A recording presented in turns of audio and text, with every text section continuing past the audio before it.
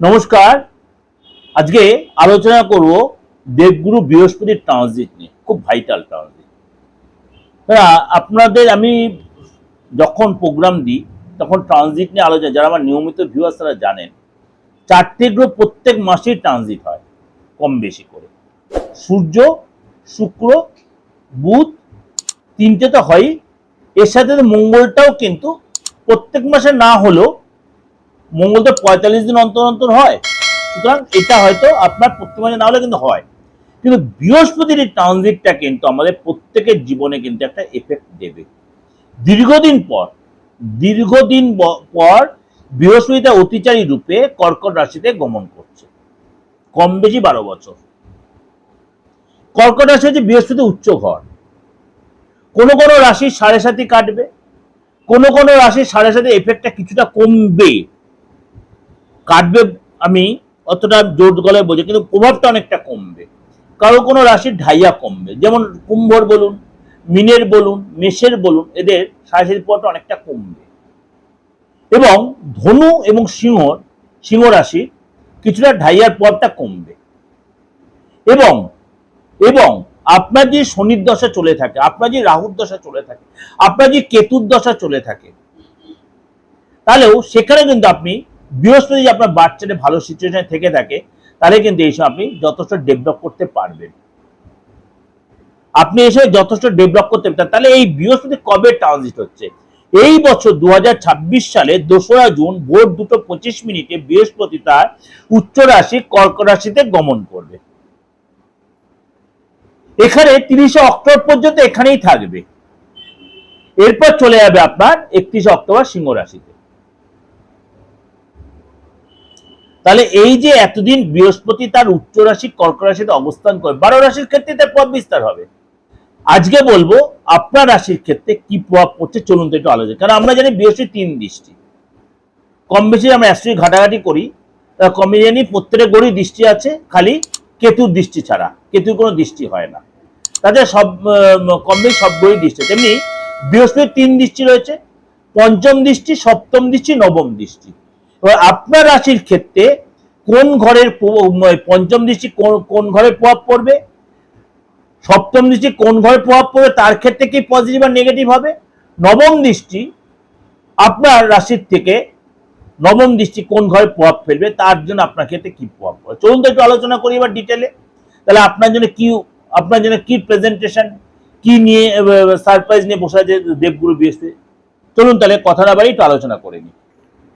মিথুন রাশির আপনার জন্য এই ট্রানজিট সেকেন্ড হাউসে হচ্ছে।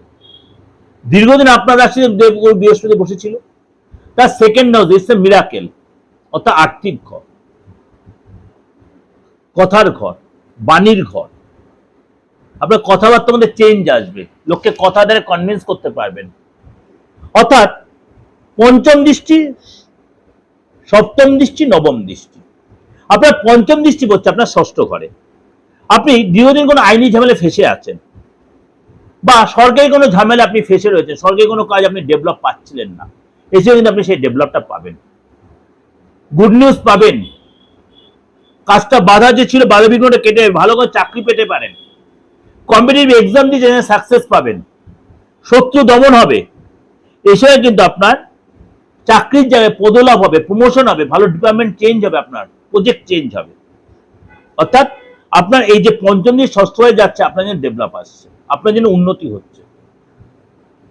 সপ্তম দৃষ্টি পড়ছে আপনার অষ্টম ভাবে, অর্থাৎ আপনার কিন্তু এই সময় দীর্ঘদিন ধরে সম্পত্তিগত লিটিগেশন চলছিল, দীর্ঘদিন ধরে সম্পত্তিগত লিটিগেশন চলছে, আপনি সেখান থেকে লাভবান হবেন। বিশেষ করে পৈতৃক সম্পত্তিগত লিটিগেশন, সেখানে আপনি লাভবান হবেন। আপনার কোন সম্পত্তি কিনতে চাইছেন, কিনতে পারছিলেন না, লাভবান হবেন। কোথায় ইনভেস্ট করতে চাইছেন, করতে পারেন, লাভবান হবেন। কিন্তু দেখে নেবেন কোথায় করছেন, এটা অবশ্যই যাচাই করে নেবেন। অর্থাৎ আপনার এসে কিন্তু আপনার কনফিডেন্স, আপনার আধ্যাত্মিক চেতনা বাড়বে। আপনি যে ধর্মের লোক, আপনার আধ্যাত্মিক, আপনি কোন তীর্থস্থানে যাবেন, সেখানে সময় কাটে দান ধ্যান করবেন, লোককে হেল্প করার মানসিকতা আসবে।